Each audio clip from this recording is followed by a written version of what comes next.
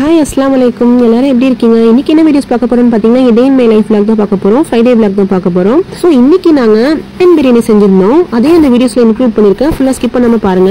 அதுக்கு முன்னாடி இதுவரைக்கும் நம்ம சேனலை பார்க்காம இப்பதான் ஃபர்ஸ்ட் டைம் பாக்குறீங்களா? அப்ப மறக்காம சப்ஸ்கிரைப் பண்ணி வச்சுக்கோங்க. வாங்க வீடியோஸ்க்குள்ள போலாம். இன்னைக்கு மார்னிங் கொஞ்சம் லேட்டா தான் எந்திரிச்சோம். ஸ்கூல் லீவுங்கிறதுனால. சோ மார்னிங் பிரேக்ஃபாஸ்ட் நாங்க முடிச்சிட்டோம். காஃபி டீ எதுவும் குடிக்காம. இன்னைக்கு மார்னிங் பிரேக்ஃபாஸ்ட்டுக்கு பச்சரிசி பாசிப்பருப்பு தீனா ஆட் பண்ண பொங்கல் செஞ்சிருந்தோம். சைட் டிஷ்ஷா சாம்பார் செஞ்சிருந்தோம். டேஸ்ட் பாத்தீங்கன்னா ரொம்பவே சூப்பரா இருந்துச்சுங்க. மார்னிங் பிரேக்ஃபாஸ்ட் முடிச்சிட்டு நாங்க லஞ்ச் ப்ரிப்பரேஷன் ஆரம்பிச்சிட்டோம். அத்தா வெஜிடபிள்ஸ்லாம் வாங்கிட்டு வந்திருந்தாங்க. மட்டன் பிரியாணி மட்டன் தால்ச்சியாவும் செய்யறதுக்காக இருந்தோம் இன்னைக்கு. ஸோ அதுக்கான ப்ரிப்பரேஷன் தான் இப்போ போயிட்டு இருக்கு. வெஜிடபிள்ஸ்லாம் இதை தான் வாங்கிட்டு வந்திருந்தாங்க. அத்தா வந்து மட்டன் 2 kg வாங்கிட்டு வந்திருந்தாங்க. அதில் 2 டேபிள் ஸ்பூன் ஃபுல்லாக இஞ்சி பூண்டு பேஸ்ட் ஆட் பண்ணிக்கிட்டோம். கொஞ்சம் போல உப்பு ஆட் பண்ணி 200 கிராம் கர்ட் ஆட் பண்ணிக்கிட்டோம். அதோட வினிகர் வந்து 2 டீஸ்பூன் ஆட் பண்ணி நம்ம மேரினேட் பண்ணி வச்சிடலாம்.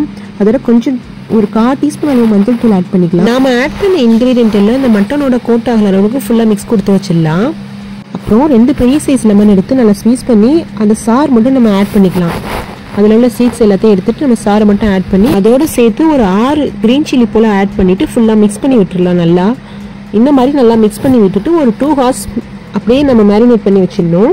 இதுக்கு இடையில நம்ம பிரியாணிக்கு தேவையான இன்கிரீடியன்ட் எல்லாம் அரைஞ்சி வச்சிடலாம். இப்போ நம்ம வந்து பல்லாரி வெங்காயம் அரைஞ்சி வச்சிருக்கோம். ஸ்லைஸாக கட் பண்ணி தக்காளியும் கட் பண்ணி வச்சிருக்கோம். அண்ட் நம்ம இப்போ வந்து ஸ்பைசஸ் எல்லாத்தையும் ரோஸ்ட் பண்ணி எடுத்துடலாம். இதில் ஒரு 25 முந்திரி எடுத்திருக்கேன், 15 பாதாம் எடுத்திருக்கேன், ஒரு ஜாதிக்காய் எடுத்திருக்கேன், 1 டேபிள் ஸ்பூன் கசகசா எடுத்திருக்கேன், 1 டேபிள் ஸ்பூன் முழுஜீரகம் எடுத்திருக்கோம், அண்ட் மிளகு எடுத்திருக்கோம், சோம்பு 1/2 டீஸ்பூன் எடுத்திருக்கோம், சாகை ஜீரா அது 1/2 டீஸ்பூன் எடுத்திருக்கோம், ஏலக்காய் ஒரு 8 போல எடுத்திருக்கேன், 1 ஸ்டார் அன்னாசி எடுத்திருக்கோம், 2 இன்ச் அளவு பட்டை ஆட் பண்ணிக்கலாம், அன்னாசி பூ எடுத்திருக்கோம். இது எல்லாத்தையும் நம்ம ட்ரை ரோஸ்ட் பண்ணி ஃபேன்ல ஆற விட்டுறலாம்.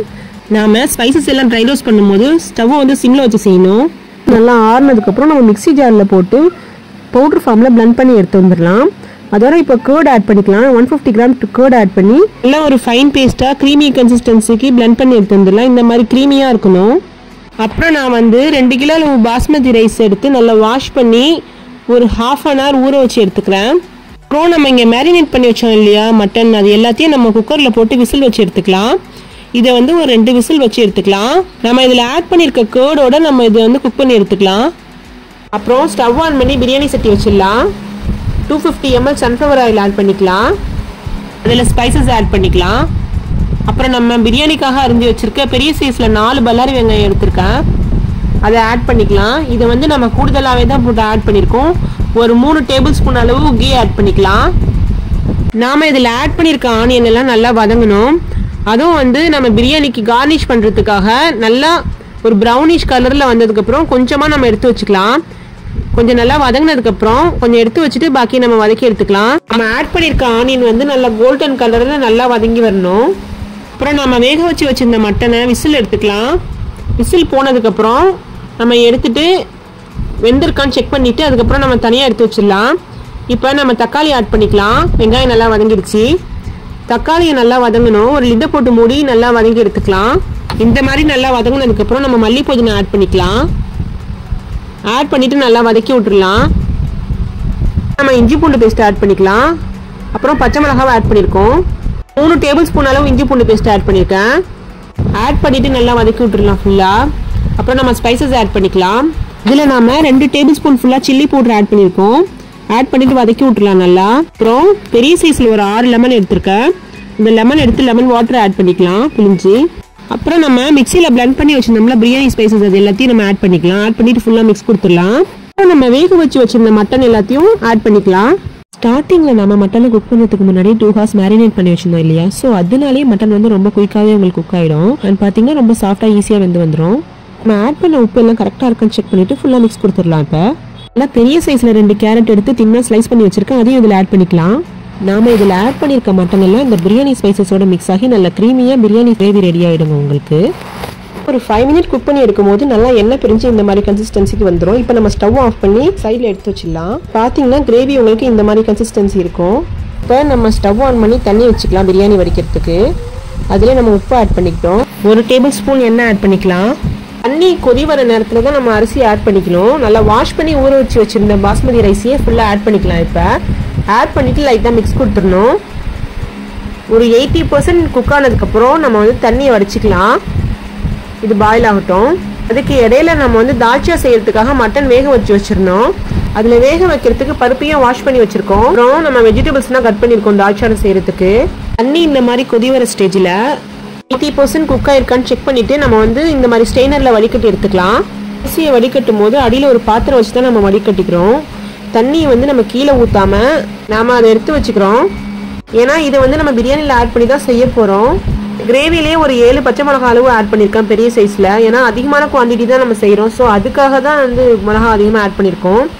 அப்புறம் வந்து நம்ம பாயில் பண்ணி வச்சிருந்த எல்லா அரிசியும் ஆட் பண்ணிட்டு பச்சை தண்ணியை அப்புறம் இதில் ஆட் பண்ணிக்கலாம். ஒரு 2 டம்ளர் போல ஆட் பண்ணிக்கலாம்.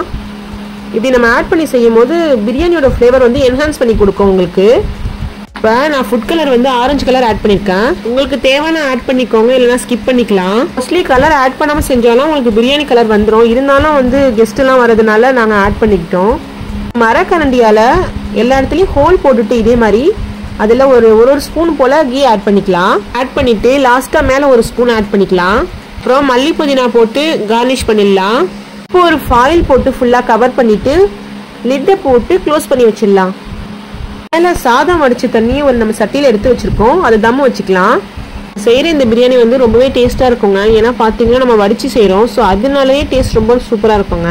நைட்னா சொல்லவே வேண்டியது இல்லைங்க, செம்ம டேஸ்ட்டாக இருக்குங்க. இதை வந்து ஒரு 10 நிமிஷம் கழிச்சு ஓப்பன் பண்ணி பார்க்குறோம்.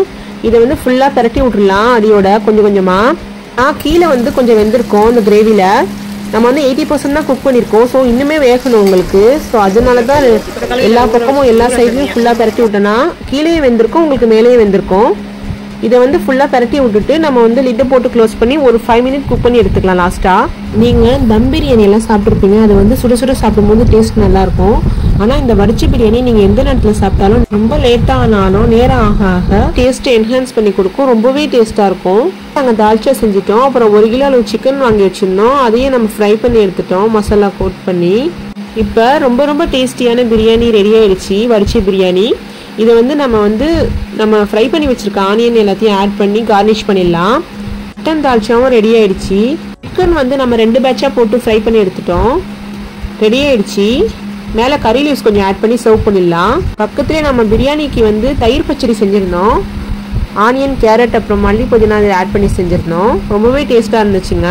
இன்னைக்கு நம்ம வீட்டில் கெஸ்ட்டு வந்திருந்தாங்க. ஸோ அவங்களுக்கும் அதான் பரிமாறிட்டு நாங்களும் சேர்ந்து சாப்பிட்டோம். சுட சுட மட்டன் பிரியாணி சாப்பிடும்போது செம்ம டேஸ்ட்டுங்க. சொல்கிறதுக்கு வார்த்தையே இல்லைங்க, வேறு லெவல் டேஸ்ட்டுங்க. அதான் வந்து பவண்டா வாங்கி வச்சுருந்தாங்க.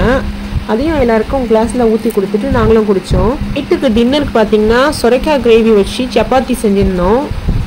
ஃபர்ஸ்ட் டைம் இந்த டிஷ் ட்ரை பண்ணோம். ரொம்பவே டேஸ்ட்டாக இருந்துச்சுங்க. ஸோ நாங்கள் நைட்டுக்கு டின்னர் முடிச்சுட்டு இஷா தொழுதுட்டு ரெஸ்ட் எடுக்க போயாச்சு. இப்படி தான் எங்களுக்கு இந்த டே போச்சு. உங்களுக்கு இந்த வீடியோ பிடிச்சிருந்தா லைக் பண்ணுங்க, உங்கள் ஃப்ரெண்ட்ஸ் அண்ட் ஃபேமிலிக்கு ஷேர் பண்ணுங்க. மறக்காம நம்ம சேனலை சப்ஸ்கிரைப் பண்ணி வச்சுக்கோங்க. பெல் ஐகானை கிளிக் பண்ண மறந்துடாதீங்க. அண்ட் தேங்க்ஸ் ஃபார் வாட்சிங்.